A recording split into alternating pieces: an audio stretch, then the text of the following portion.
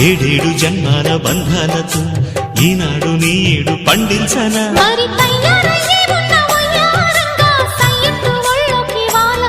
చూసుకొచ్చానమ్మా చూడు ఉత్సాహంగా చిన్నారి వన్నెల్ని ఏలంగా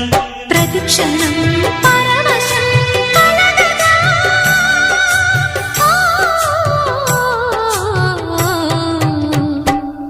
మనసా పలకవే మధుమాసపు కోయిలవై చెలివే